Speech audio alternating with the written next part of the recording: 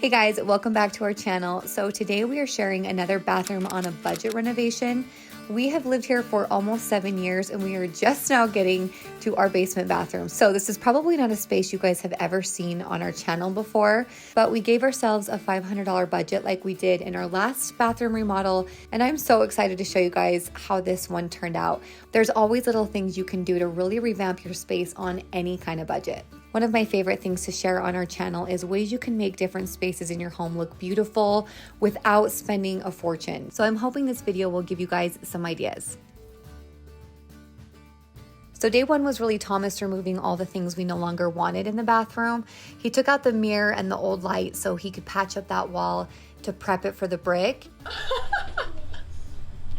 Okay, well I wasn't expecting that. So instead of like framing it in, I'm just gonna put a 2x4 behind it and then cut a piece of sheetrock. Just like screw the 2x4 in here and here and maybe here and here also. I don't know. It's so stupid. And then we got rid of our shower door because it was cracked and really outdated. And he removed the vanity for now, but we will actually be bringing this back into the space once we fix it up.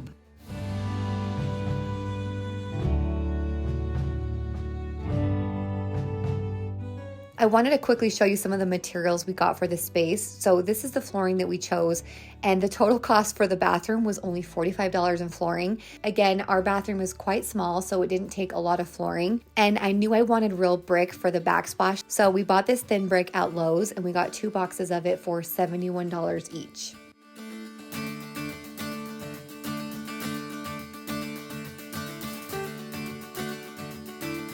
I watched a video, and when it's done indoors, you can use this construction adhesive to seal it. That way I don't have to cover the whole wall and hope that it doesn't dry before I get it stuck, because I need to go outside and make my cuts still. So I know he just got done saying he didn't want to use grout on the back wall to apply the brick, but he actually regrets that decision. It took a lot longer and he had to secure them with screws until they were dry, which also slowed down the process even more. So his tip would be to just use normal grout for this step.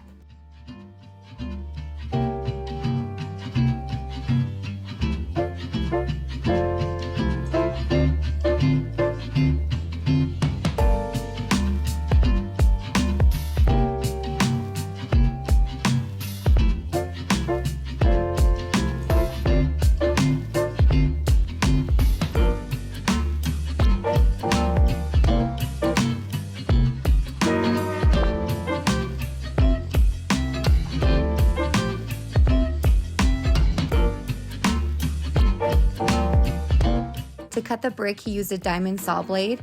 He also used a chisel for a few of them, and he said he was able to cut them perfectly. So those are a few tips if you don't have a tile saw.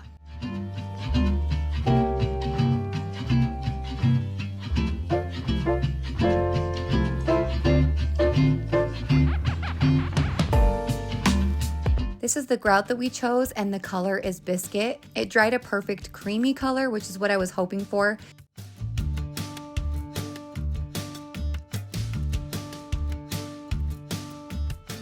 He used a piping bag to apply it to the wall and worked in 3-row sections at a time.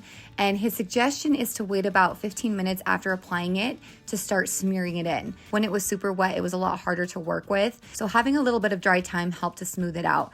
Obviously, as he went, the grout became a little more dry, so you'll have to work quicker, but those are just some tips if you're trying this at home.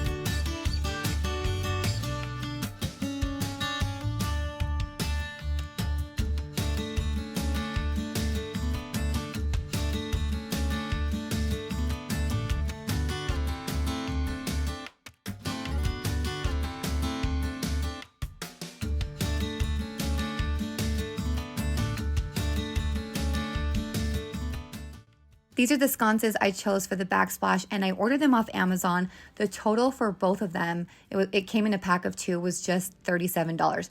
Now, when I went to link this, it says that it's currently unavailable. I'm still going to link it, but I'm also going to link a few similar sconces just because they're so affordable on Amazon. So I will try to find something similar in case these are still out of stock and you're wanting to order something like this.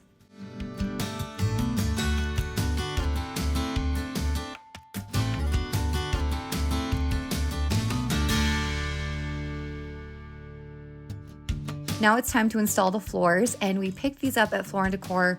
Again, I will have them linked below.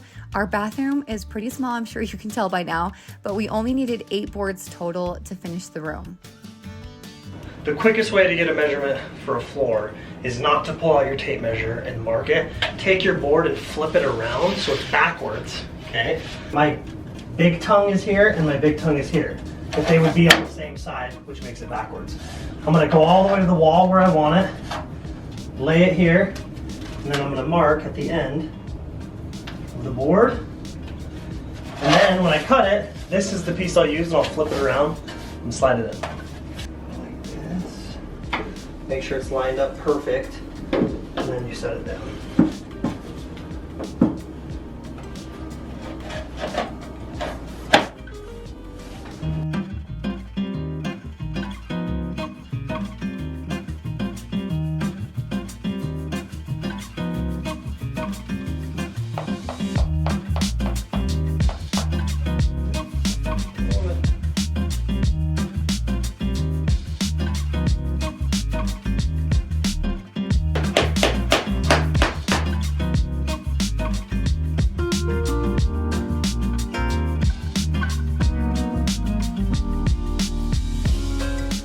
I knew I wanted some kind of decorative trim in this bathroom, and I went back and forth between either running shiplap 3/4 of the way up the wall or more of a board and batten fill. And because the budget was really tight, I decided to do the board and batten. Thomas bought 1 sheet of MDF board for $18, and he was able to get all of the trim out of this one piece by ripping it into 3.5-inch pieces. If you happen to have a table saw, doing your trim this way will save you a ton of money. We figured it saved us about $200 by not using actual pieces of trim. There are some extra steps you'll want to take if you're going to do this technique. You'll want to sand down all the edges really good and then caulk it once it's in place. He even caulked the top piece completely to fill in any little holes that might have been visible otherwise, but just doing these little extra things will give it a really nice finished look.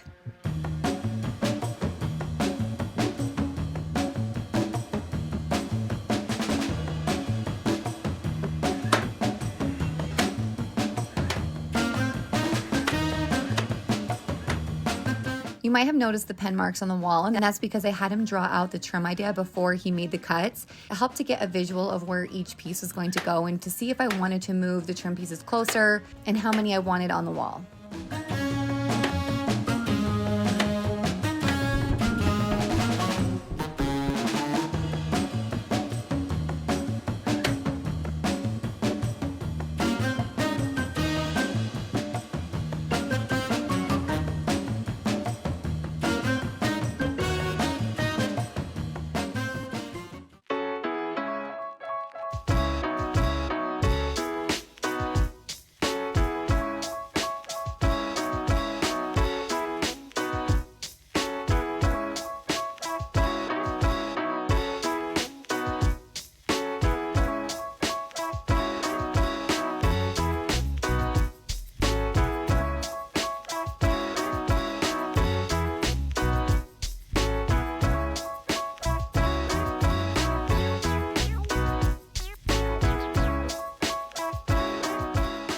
Now it's time to paint the vanity, and one other thing I added were these wooden knobs. They were only $1 for the pack, and they really helped change the look of this vanity, obviously with the paint as well.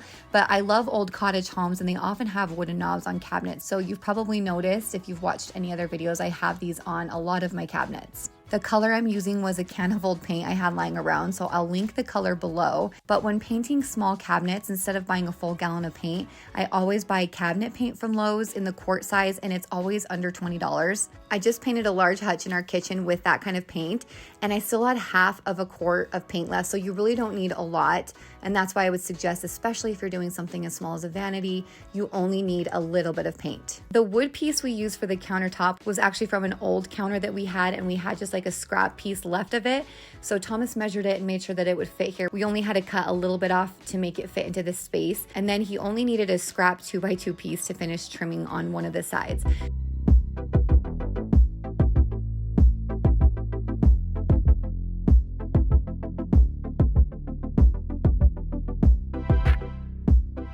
The vessel sink and faucet were both from Amazon, and together they cost around $100.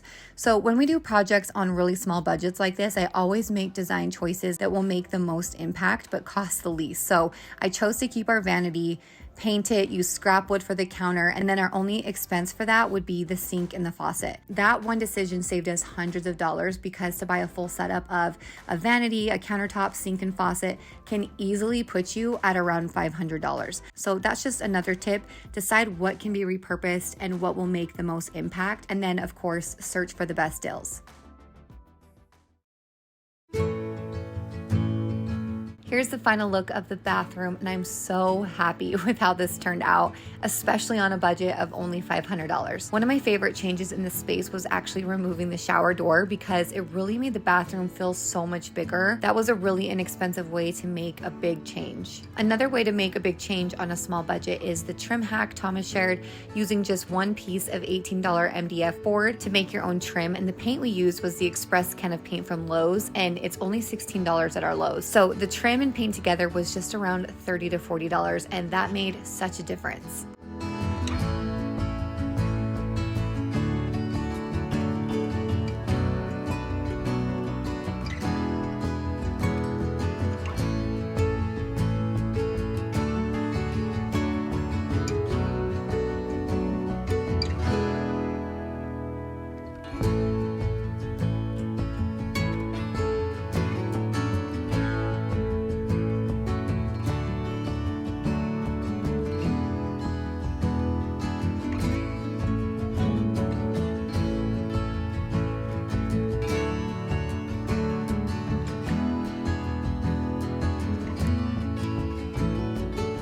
But that's everything for this video. I hope you got some inspiration for ways you can make over your own space on a budget. We have tons of videos just like this on our channel, so if you haven't yet hit that red subscribe button, make sure you do that, and we will see you guys in the next video.